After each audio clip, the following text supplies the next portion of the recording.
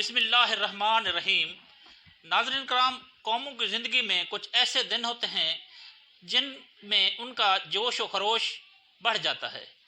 پاکستان کی تاریخ میں 14 اگست ایک ایسا ہی دن ہے جس میں پاکستانی قوم اس دن کو بڑے جوش و جذبے سے ہر گاؤں، ہر قریہ، ہر شہر اور ہر جگہ پہ منایا جاتا ہے۔ یہ محض ایک دن نہیں ہے، یہ ایک ایسا پیغام ہے قربانی کا جو ہمارے بزرگوں نے دی تھی۔ ان کی لازوال قربانی کو یاد کیا جاتا ہے اور ان کی قربانی کے صلے میں جو ہمیں آزادی ملی ہے اس کو سیلیبریٹ کیا جاتا ہے۔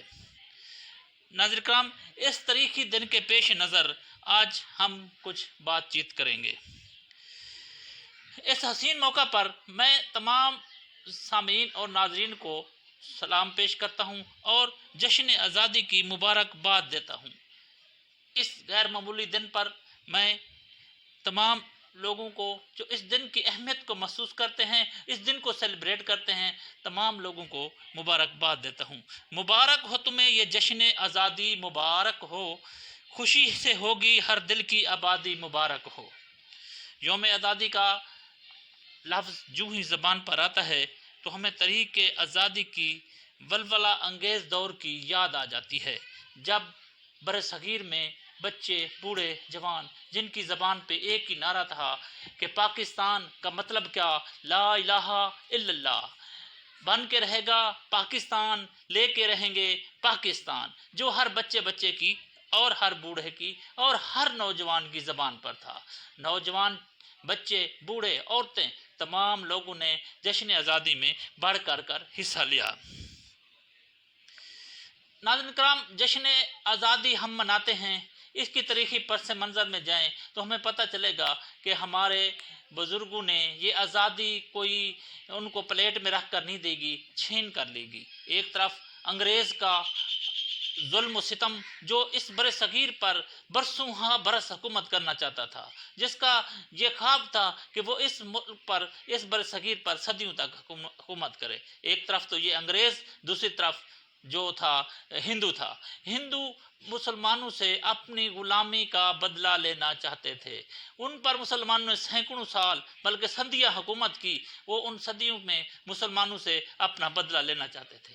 ناظرین کرام، اسی طرح سے انگریز نے آ کر مسلمانوں سے یہ سلطنت چھینی تھی برصغیر و پاک ہند کی، وہ بھی مسلمانوں کو سب سے بڑا دشمن سمجھتے تھے اور اسی طریقے سے ہندو بھی سب سے بڑا دشمن مسلمانوں کو گردانتے تھے۔ ایک طرف انگریز، ایک طرف ہندو اور تیسری طرف ایک اور طبقہ تھا جو کم اندیش مسلمان تھے، جو اسلامی نظریہ کو نہیں سمجھتے تھے بلکہ وہ ہندو کی مدد کرنے پر تلے ہوئے تھے۔ ان کا یہ عقیدہ تھا کہ مسلمان اور ہندو اکٹھے رہیں تو اسی میں ہماری بھلائی ہے۔ ہمارے قائد محمد علی جناح رحمۃ اللہ علیہ نے یہ دونوں جو ہے نا ان کے نظریے ناکام کیے اور مسلمانوں کو ایک علیحدہ وطن کا خواب دیا اور اس خواب کی تعبیر کے لیے دن رات کوشاں رہے۔ قائد اعظم محمد علی جناح آزادی کی علامت سمجھے جاتے ہیں اور قائد اعظم محمد علی جناح مسلمانوں میں آزادی کا وہ سورج بن کر نکلے جس نے مسلمانوں کو غلامی کی طریقوں سے نکالا اور قید کی قیادت میں بلا شبہ مسلمان ایک قوم بن کر ابھرے اور انہوں نے ایک ملک کا تقاضا کیا اور وہ ملک پاکستان وجود میں آیا۔ قائد اعظم محمد علی جناح کی خوبی میں ایک خوبی یہ بھی شامل تھی، وہ نہ کبھی جھکتے تھے، نہ کسی کو جھکنے دیتے تھے، نہ بکتے تھے، نہ کسی کو بکنے کے لیے چھوڑتے تھے۔ قائد اعظم محمد علی جناح ایک مرد مجاہد تھے، ایک مرد مومن تھے۔ اس لیے علامہ اقبال رحمۃ اللہ علیہ نے فرمایا، ہر لہجہ ہے مومن کی نئی شان نئی آن، گفتار میں کردار میں اللہ کی برہان۔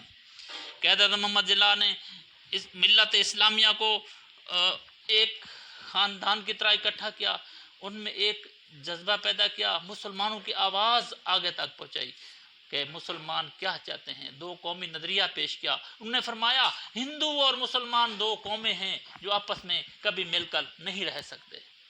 ناظرین کرام، جشن آزادی جب ہم مناتے ہیں تو ہمیں اپنے بزرگوں کی قربانیوں کو بھی یاد رکھنا چاہیے اور ان کو بھی ان مشکلات کو یاد رکھنا چاہیے اور اس وطن کی قدر کرنی چاہیے۔